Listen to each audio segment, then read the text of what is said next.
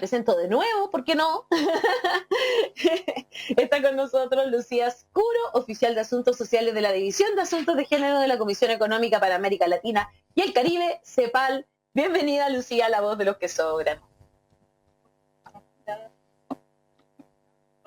La estamos viendo, pero no la estamos escuchando, parece, Sí, Lucía, ¿verdad? Hola, bienvenida, no te escuchamos muy bien. Te vemos bien, pero te escuchamos muy Pero se lejito. escucha como lejano. Se escucha como lejos, a ver si nos alcanza. Sí, Muy sí, lejos. correcto. Puedes ponerte un... Quizá lo podríamos corregir con teléfono, ¿no? Claro. O con un esto que habla uno, ¿no? Okay, ¿no?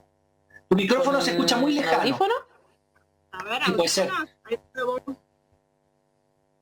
Ahí se está conectando con audífonos Lucía para que podamos conversar sobre este estudio, ¿no? Y que habla de la participación laboral femenina en América Latina, que retrocederá una década por impacto de la pandemia. La CEPAL estima que con efecto de la crisis cerca de 118 millones de mujeres de la región vivirán en situación de pobreza. O sea, el estudio es realmente lapidario. La participación femenina en el mercado laboral de América Latina experimentará un retroceso de más de 10 años debido al impacto de la pandemia del coronavirus. La CEPAL, organismo dependiente de Naciones Unidas, estima que la participación llegaría al 46% en 2020, 6 puntos porcentuales de caída interanual. Con el efecto de la crisis, unas 118 millones de mujeres latinoamericanas vivirán en situación de pobreza. Es preciso hacer esfuerzos para evitar que las múltiples crisis que se han desencadenado en el plano económico y social profundicen los nudos estructurales de la desigualdad de género en América Latina y el Caribe. Por esto el organismo llama a avanzar en la implementación de políticas fiscales que contribuyan de forma simultánea y sinérgica a los objetivos de reactivación económica y al cierre de las brechas de género. En la región, el 70,4% de los puestos de trabajo en el sector de la educación son ocupados por mujeres, que es lo que estábamos conversando antes, ¿no? Que se ha visto forzado a detener sus labores presenciales y sumar nuevas formas de enseñanza basadas en la digitalización. Sí, la duda que me nace, que creo que es bueno preguntarle a Lucía Scuro, es que en qué áreas se han perdido más fuentes de laborales, porque obviamente que no es lo mismo la recuperabilidad de esas fuentes de laborales dependiendo del área en que trabajen y que se hayan perdido, digamos. Yo siento que hay un tema ahí porque, por ejemplo, a ver, nosotros siempre hemos sabido que las mujeres también tienen una gran participación en ser temporera, pero tampoco es tan bueno que se recupere el ser temporera es un trabajo precario, que no muy bien pagado, etcétera, etcétera. Bueno, entonces, si tú me dices, mira, ¿sabes qué? El Estado, o se perdieron en el Estado tantos puestos de trabajo para mujeres, bueno, el Estado tendrá que hacer el esfuerzo de recontratar y de hacer el esfuerzo. Pero, ¿me entiendes? Yo creo que es muy importante qué área se perdieron esa fuente de trabajo. Ahora está Lucía Oscuro de nuevo. ¿Cómo estás, Lucía? ¿Estás ahí, no? Hola, muy bien. ¿Me escuchan bien? Ahora sí. Ahora sí, te escuchamos bien. Bueno, Sí, fantástico. Lucía, entonces estábamos comentando, tú estabas haciéndote una pregunta, Daniel, ¿no? Porque estábamos hablando de este estudio de la CEPAL, ¿verdad? Que habla de este retroceso de las mujeres, ¿no es cierto?, en el campo laboral, en el empleo femenino, ¿verdad? Y estas 118 millones de mujeres que van a vivir en una situación de pobreza.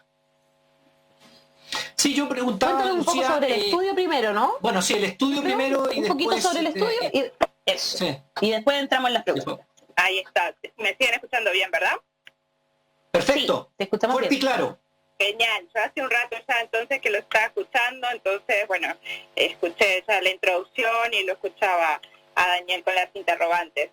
A ver, tal vez para contarles del estudio, nosotros empezamos a trabajar con esto ya hace varios meses y la idea efectivamente era ver qué estaba pasando con la situación de las mujeres en el marco del COVID, ¿no?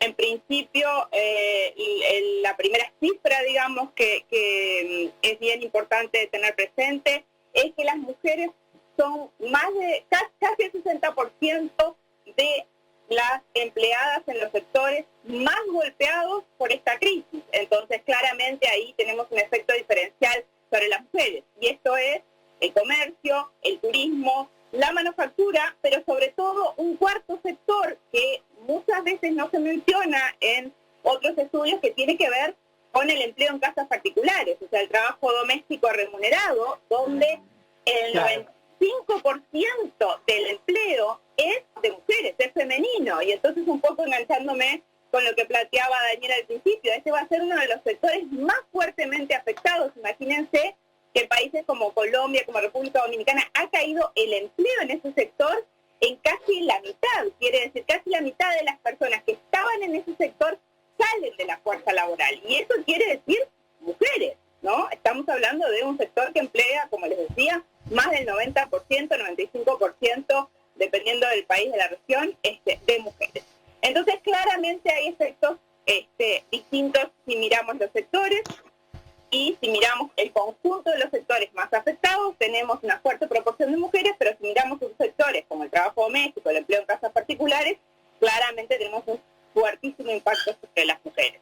Lo otro es que, efectivamente, y después podemos entrar, si quieren, en los números más estrictos, lo que sucede también con las mujeres es que hay no solamente un gran aumento del desempleo, sino también una salida masiva de la fuerza laboral. Y eso está vinculado un poco con el titular del retroceso de los 10 años. ¿Qué quiere decir esto? Que países donde las mujeres efectivamente ya se habían incorporado al mercado laboral, ¿sí? Y países como por ejemplo, del Cono Sur, Uruguay, Argentina, que tenían más de un 50, 52, 53% de mujeres insertas en el mercado laboral, ahora ven un retroceso en sus cifras, ¿sí? Chile era uno de los países que venía como a mitad de camino, digamos, no había alcanzado el 50% de las mujeres insertas, se detiene, efectivamente también va a haber un retroceso, pero digamos, cuando nosotros decimos retroceso de 10 años, muchas veces, y esto nos ha pasado también contando un poco del informe, se supone que en 10 años más nos vamos a recuperar.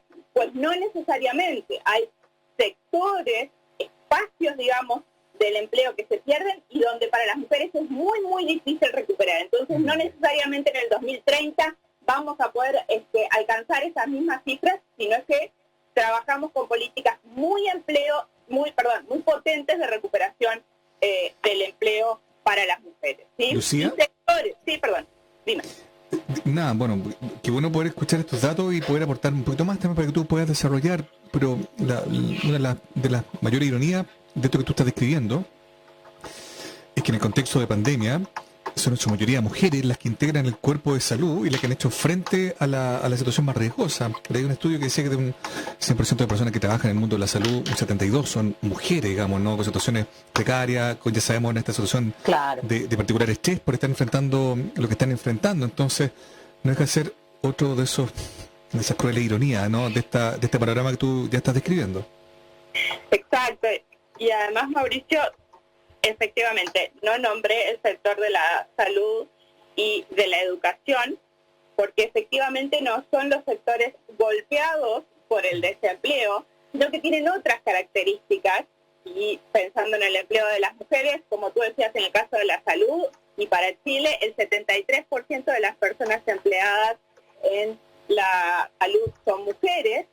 Y ahí, digamos, nos enfrentamos a otro tipo de circunstancias. No es falta de empleo, sino que son las condiciones en el empleo. Llevamos más de 10 meses de mujeres, mayoritariamente, porque repito, son más del 70% empleadas en la salud, que están viviendo a un nivel de tiempos de jornadas laborales extendidísimos, que están viviendo además una cuestión que veníamos pre-pandemia, una diferenciación salarial, ¿sí? La brecha salarial de género sumamente profunda. Entonces, donde un hombre gana 100, por ejemplo, en la salud, una mujer gana en torno a 80, ¿sí? A veces hasta un poco menos. Entonces, en estos sectores de primera línea, como llamamos, salud y educación, no es que la afección sea la pérdida del empleo, sino que tiene que ver con las condiciones laborales que se están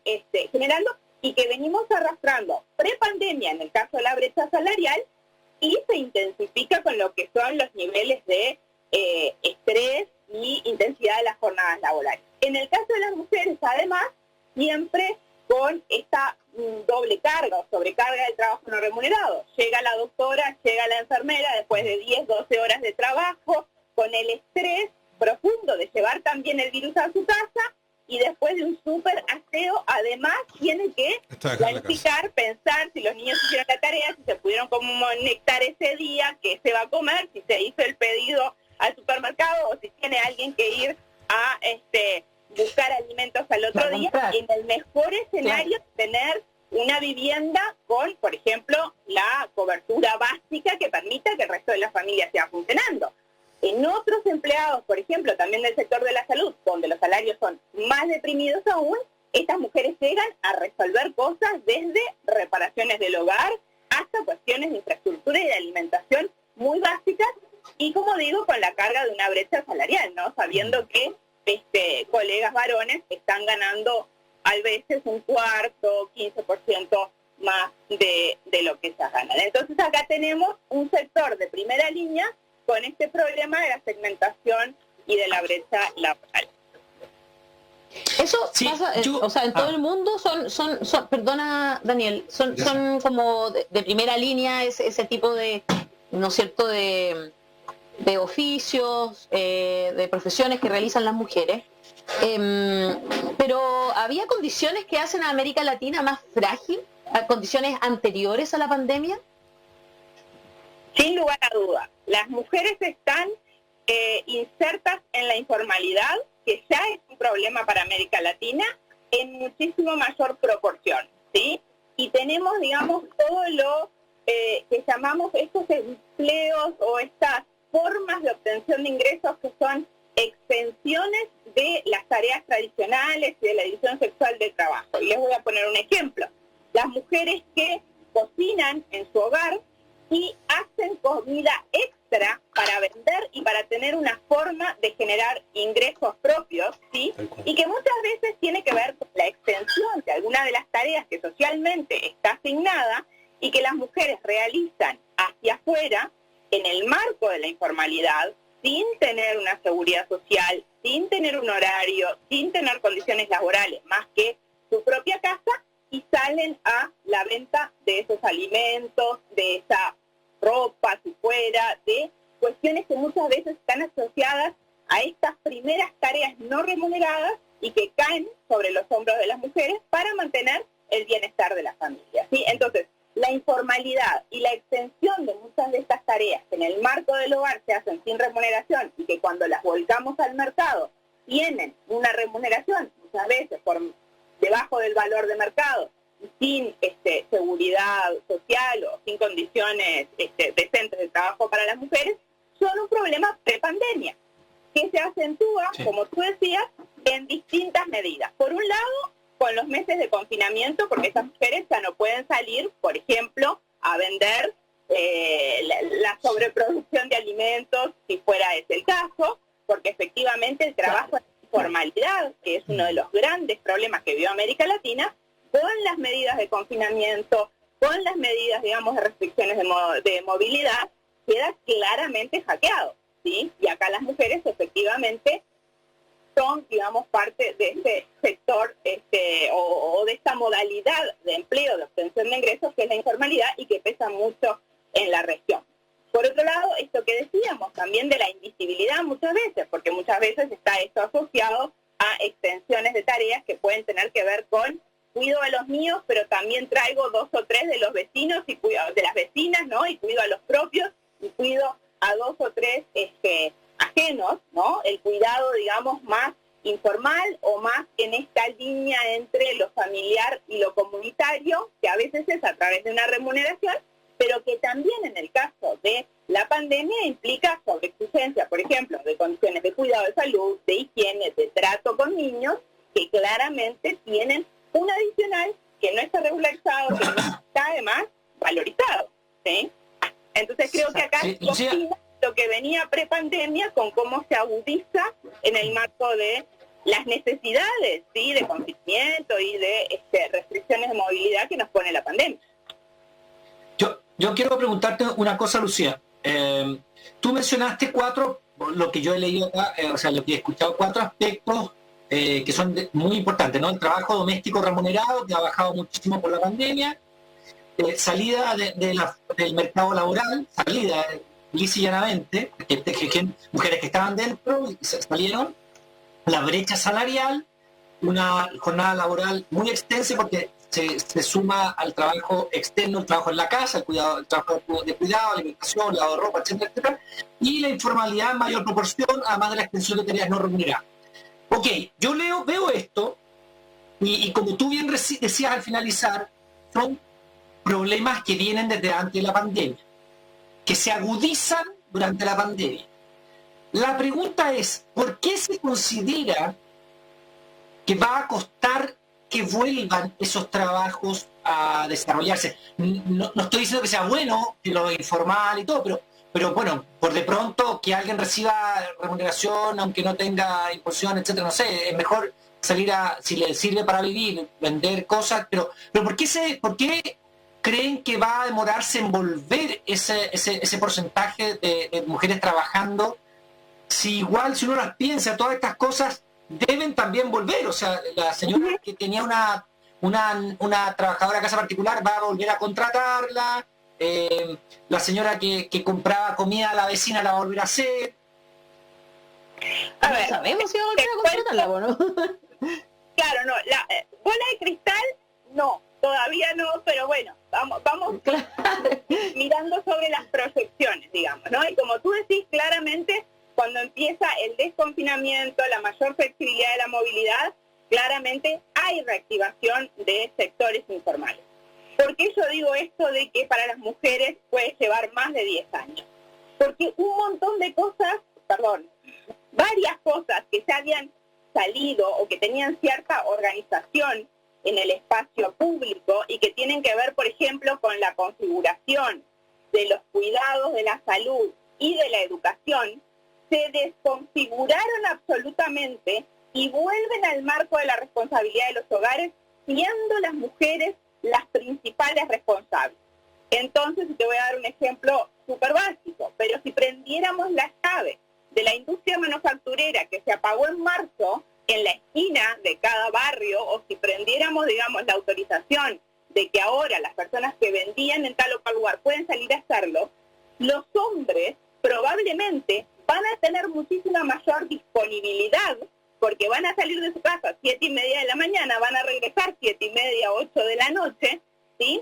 Sin tener que absorber la reorganización de lo que puede implicar, por ejemplo, la vuelta al colegio en forma virtual, lo que se llaman los horarios híbridos de escolarización. Un día el niño va, pero otro día no va para sanitizar la escuela. Lo que tiene que ver con los cuidados del adulto mayor. Antes la abuelita se podía quedar sola, pero ahora no, porque no puede abrir la puerta, porque no puede ir a buscar al niño al punto del bus, porque hay una serie de limitaciones que tienen que ver con el cuidado y con lo que nos hacemos cargo y con lo que ya tenía una organización que iba habilitando a que estas mujeres pudieran organizar algunas veces, y no en todos los casos, porque ya sabemos, digamos, que muchas de las mujeres permanecen en el hogar y no salen al mercado, justamente porque no tienen las condiciones de organizar y de compaginar estos cuidados con la provisión de ingresos propios, pero las que sí lo habían organizado, hoy ven que toda esta organización, digamos, se conforma de otra manera. De vuelta, los horarios escolares ya no eran horarios de jornadas de 8 horas, pero al menos tenían ¿sí? una regularidad que las familias podían organizarse y las mujeres, que es lo que muchas veces sucede, escogían horarios de menos tiempo o de medio tiempo y decían, bueno, ok, salimos, lo dejo en la escuela, trabajo tantas horas, la paso acá. Hoy, digamos, toda esta organización que la sociedad tenía de los cuidados y para la cual algunas de las mujeres se habían volcado al mercado laboral, se nos desmonta y nos tenemos que reorganizar. Socialmente hay una... Sí, pero 10 años. Bueno, ojalá que pero, Daniel, créeme que los cambios culturales son los más difíciles, porque acá empieza... Ahí quería entrar a eso, perdona, Lucía, ahí quería entrar. El cambio cultural, yo en eso te apoyo plenamente, pero creo que el cambio cultural de la mujer hoy día, del empoderamiento de la mujer, y de muchos hombres que han entendido eso también, sin declararse feminista ni nada, pero hemos entendido algunos de esos, que éramos medio burros, también gira, hay un cambio en eso de que las mujeres puedan uno preocuparse más, dar las mayores oportunidades, como que yo creo que bueno, quizás estoy hablando un poco más de Chile, pero insisto en que el cambio cultural de Chile, sumando la pandemia, el 18 de octubre, crea un cambio mental acá. O quizás estoy equivocado, pero es lo que quiero pensar que es, que hay un cambio cultural respecto del rol de la mujer en la sociedad, que entonces tendremos que apañar uno u otro, que no es que, no hay pega, volviste toda la casa. No sé si eso está hoy día en la mentalidad de los hombres y las mujeres. Daniel, yo creo que hay un diagnóstico un poquito más compartido, pero quizás sería muy optimista pensar que hay un cambio cultural ya decretado, ¿no? Yo ahí tiendo a pensar yo creo que vamos a caminar para. Claro, cuando yo le pregunté a Lucía los factores, yo también me imaginé que Latinoamérica es un continente más bien machista, ¿no? En comparación con otros continentes. A ver, yo creo que efectivamente, como dice Daniel, estábamos avanzando en una línea, digamos, de construir estos machismos, de ampliación de las autonomías de las mujeres, del entendido, por ejemplo, de que la violencia siempre está mal, ¿sí? O sea, la violencia hacia las mujeres. Yo creo que eso sí, hemos logrado acuerdos y la instalación, digamos, de cierta normativa donde efectivamente hay un camino, diría yo, hacia la plena autonomía y el pleno goce de los derechos de la mujer. Ahora, ¿qué es lo que sucede? Primero, esto todavía tiene condiciones estructurales, ¿sí? Y que tienen que ver, por ejemplo, Daniel, con hacer la ecuación entre decir, hoy, ¿cuánto me cuesta volver a salir al mercado laboral y tener que solucionar todo este puzzle de cuidados que yo te planteaba? Si las mujeres aún en América Latina ganan un cuarto menos que los hombres, muchos hogares hacen la ecuación de, entonces si tú vas a ganar tanto, mejor no salgas, nos rinde más que lleves y traigas a los niños, que hagamos la comida en casa. ¿Me explico? Entonces, hay condiciones también estructurales que hacen a esta desigualdad y que no están acompañando ese cambio que muchas veces, como tú decís, ha permeado algunos sectores de la sociedad y ya estamos todos de acuerdo en que la violencia, por ejemplo, no es la forma de resolución de los conflictos en la familia, tampoco en la calle, pero claramente en la calle estábamos más de acuerdo desde más tiempo atrás, pero que tampoco es la forma de resolución.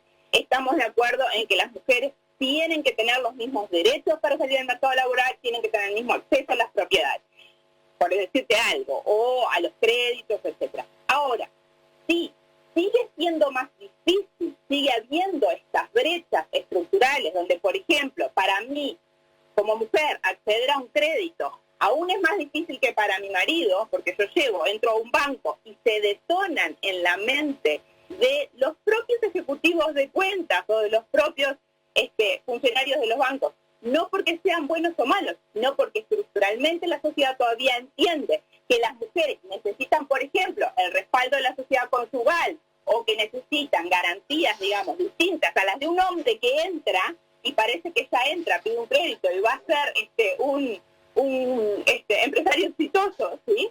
Efectivamente, estas son las barreras que te digo que pueden generar que esto se revierte, que nos lleve más de 10 años, no solo alcanzar la situación en la que estamos, sino superarla. Acordémonos de los objetivos de desarrollo sostenible con los cuales Chile está tan comprometido. Tenemos que llegar a terminar con la brecha salarial, ¿sí? Tenemos que llegar a estadísticas donde el cálculo del tiempo de trabajo en mismo sector y en misma tarea para hombres y mujeres nos dé el mismo monto salarial. Y eso no lo teníamos. Entonces ahora no solo tenemos que volver a condiciones de mujeres insertas en el mercado laboral, sino además a terminar con esa brecha salarial, de la cual efectivamente antes de marzo del 2020 también estábamos, digamos, en un nivel que había que corregir. Claro, y yo puedo poner otro ejemplo. Yo tengo amigas que han tenido que, para poder arrendar departamentos, inventar parejas, porque si no, no las dejan ni siquiera arrendar. O sea, ni siquiera estamos hablando, yo no estoy hablando de crédito hipotecario ni crédito de consumo, estoy hablando de arrendar un departamento. Ellas solas con un hijo o una hija no les arriendan hasta que no aparecen con un hombre, porque lo que se ha investigado es que finalmente existe este concepto de que la mujer siempre, por ejemplo, si se quedara sin trabajo, siempre va a preferir darle comida a su hijo o hija que pagar el arriendo, por ponerte un ejemplo. En cambio, un hombre va a preferir pagar su arriendo y deberle la pensión a su hijo o hija, cosa que también vimos durante la pandemia, que era una situación realmente terrible. Esas son las ideas que son estructurales, como dice Lucía, ¿no? Que están metidas en una cultura y la persona ni siquiera conoce a veces. Claramente. Te cuento, Alejandra, los estudios bancarios, o sea, muestran que las mujeres son 10 veces pagadoras que los hombres. ¿Tú sabías? Cumplen mucho más con los créditos las mujeres, y todos los estudios dicen lo mismo. O sea, no hay que un estudio por ahí. Todos los estudios muestran que las mujeres cumplen más los créditos que los hombres. A contar que justamente en la época en que todavía nos podíamos reunir en la CEPAL, nosotros tenemos un trabajo con la actual CMF, anterior BIF, desde hace varios años, ¿sí? Y todos los años las BIF presenta en la CEPAL justamente el informe anual que desde el PMG de hace muchísimos años las BIF hace regularmente sobre las brechas financieras, ¿no? Y en el informe de hace 3 años, exactamente como decía Daniel, había 3 conclusiones sumamente importantes y que derribaban un poco estos preconceptos que muchas veces están tan imbrincados, tan interiorizados en nuestra cultura, que tenían que ver con que las mujeres tenían menos proporción de cheque contestado que los hombres, tenían mucho menor tiempo y carga de deuda de morosidad, o sea, eran menos morosas, pero la tercera y más alarmante es que los créditos que obtenían las mujeres siempre eran a tasas superiores, hablando del mismo monto, que las que obtenían los hombres. Entonces, por 100.000 pesos, el banco establecía una tasa para las mujeres, les estoy poniendo ejemplo, de 2,15, claro. Y el señor a 100.000 pesos llegaba al 2,5, ¿no? Entonces, los montos de deuda de las mujeres terminaban siendo superiores porque sus tasas efectivamente eran menos beneficiosas, siendo que eran menos morosas y que, por ejemplo, en el historial crediticio tienen menos cheques contestados en el caso de Chile que los hombres, ¿no? Entonces, claramente, ahí hay políticas que tienen que ver con cómo reactivamos, cómo recuperamos la economía para llegar, digamos, a una situación, ojalá no como la que estábamos, en la CEPAL decimos, no normalidad como la que teníamos antes con esas mismas brechas, ¿no? Sino una recuperación transformadora, sostenible y con igualdad, Lucía, donde efectivamente tengamos presente lo anterior para poder lograr superar esto mismo. Lucía, Sí. este tema en particular, ¿cómo podría ingresar a la discusión constitucional, según tú? Bueno, acá claramente hay cuestiones que tienen que ver con la revisión de normas, ¿sí? Las normas, digamos, que todavía escondidas y muy chiquitas, muchas veces penalizan, por ejemplo, el acceso al dinero, el acceso al crédito, el acceso a activos para las mujeres, ¿sí? Y esto tiene que ver con revisión de normas, tanto en el ámbito financiero como de acceso a las prioridades, como de generación de empresas, ¿sí? Y para darte un ejemplo, con cómo eso se vincula con la famosa sociedad conyugal o con el estado civil de las personas, donde muchas veces hay situaciones, en el caso de algunos países de nuestra región, de separaciones de hecho de muchísimo tiempo, donde no se ha accedido a un divorcio legal, ¿sí? Y que obstruyen, para el caso de las mujeres, muchas veces el acceso a un crédito o a un activo o a un programa, ¿sí? A un programa, por ejemplo, del gobierno para el impulso de pequeñas y medianas empresas, por decirte. Entonces yo creo que la revisión normativa ahí y justamente el destrabar todavía estas pequeñas cláusulas que muchas veces son claro, no es que atentan contra el derecho de propiedad, porque eso sí ya no está escrito en ningún lugar, pero que sí entorpecen el acceso a este tipo de activos, ¿sí? Son los que claramente claramente deberían estar presentes, ¿no?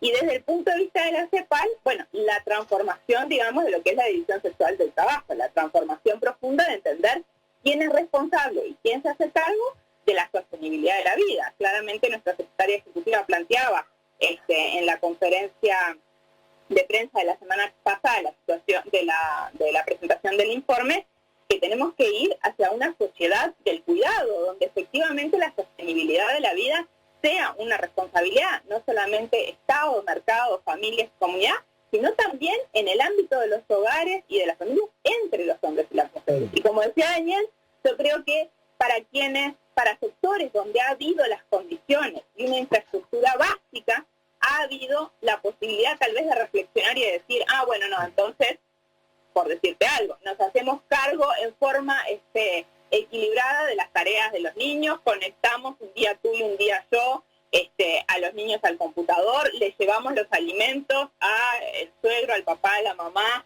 de forma coordinada, pero claramente en sectores donde hay una cultura efectivamente de responsabilidades más asignadas a las mujeres, o no hay condiciones de una infraestructura donde las brechas y la desigualdad es tan amplia, termina siendo una carga casi exclusiva de las mujeres, ¿sí?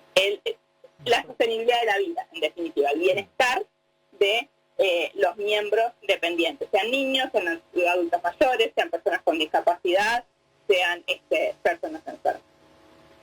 La corresponsabilidad, ¿no? Que deberíamos sentir todos, no solo entre hombres y mujeres, también con nuestros hijos, hijas.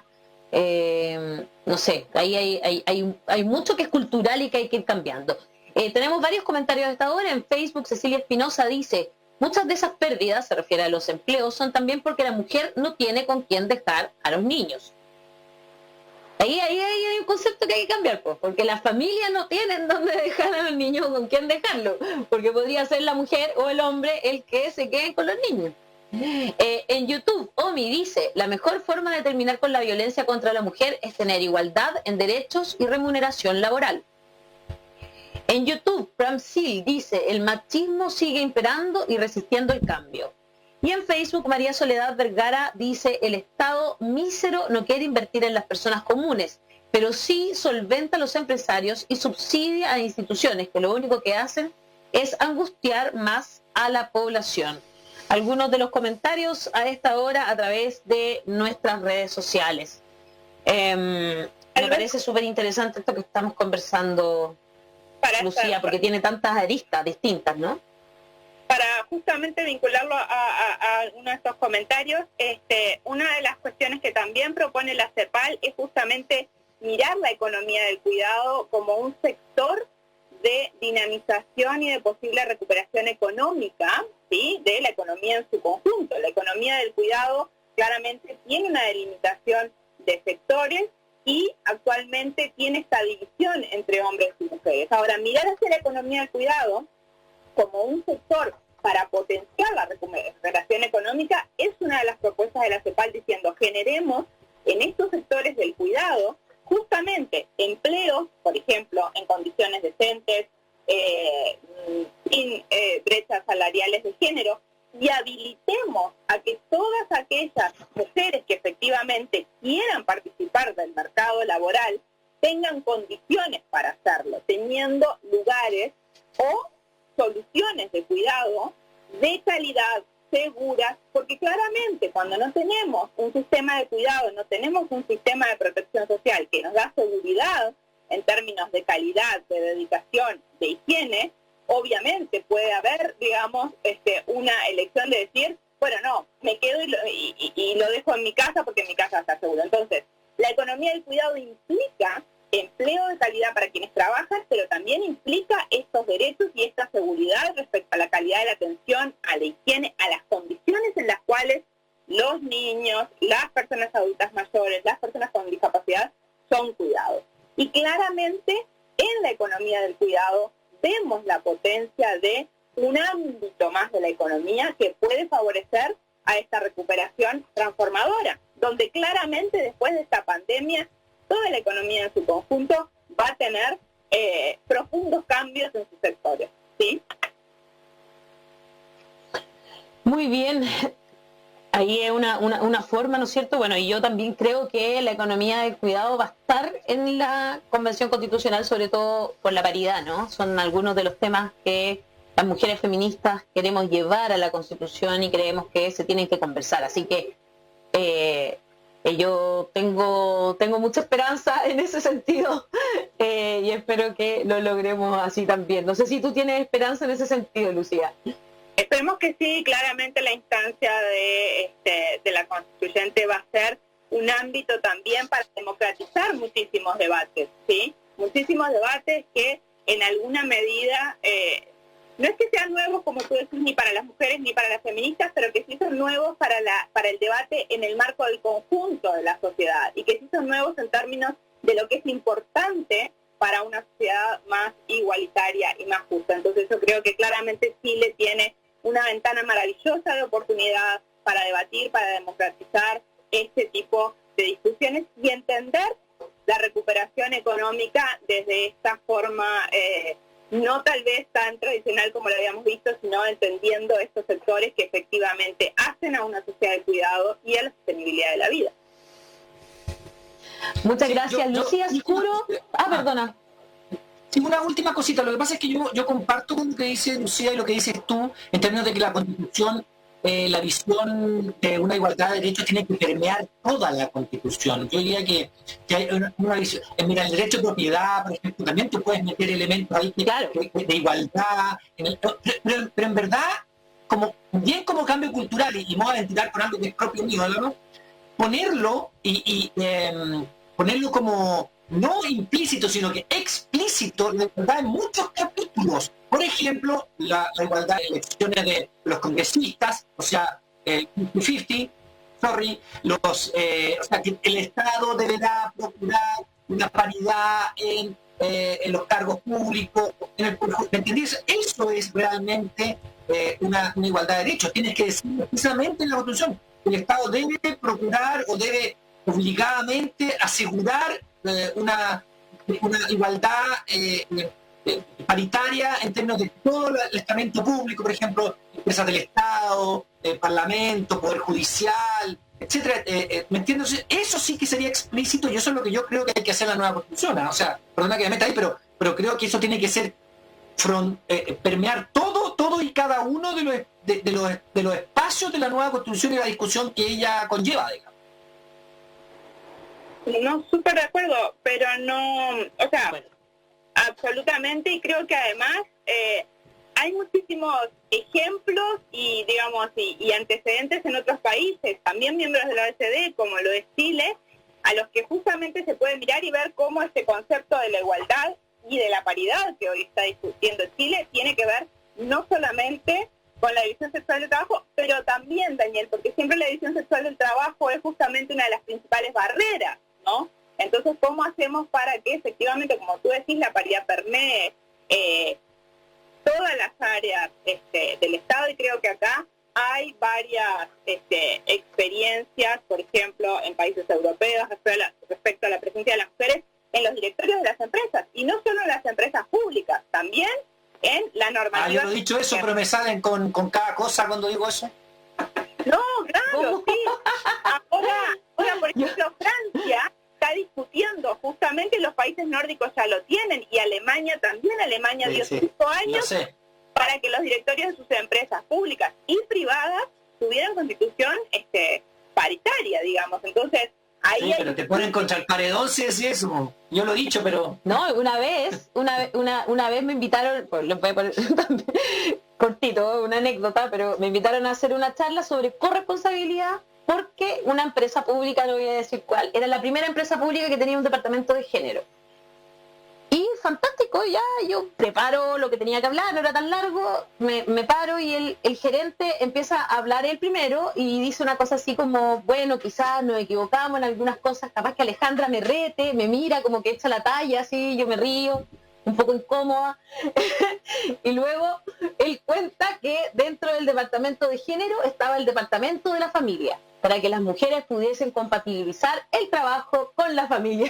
Yo me paro y le digo, bueno, gerente, parece que estamos medio equivocados porque las familias las componemos hombres y mujeres.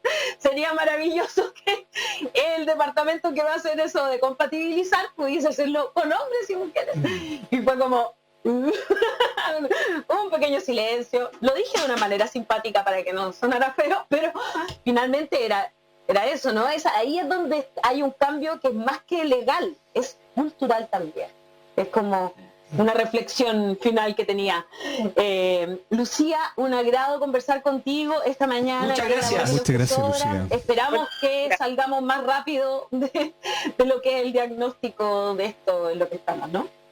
Ojalá que sí. Muchísimas gracias por este espacio. Desde la CEPAL a absoluta disposición para seguir conversando sobre estos temas y además para claramente acompañar este proceso tan fermental que efectivamente está viviendo Chile y que seguro además para otros países de Latinoamérica puede ser ejemplo y puede ser mirado con especial atención para promover también cambios en otros países de la región. Muchísimas gracias. Gracias. Gracias a ti también. Un abrazo, que estés muy bien. Ahí estaba Lucía Scuro, ¿verdad? Oficial de Asuntos Sociales de la División de Asuntos de Género de la Comisión Económica para América Latina y el Caribe, la CEPAL.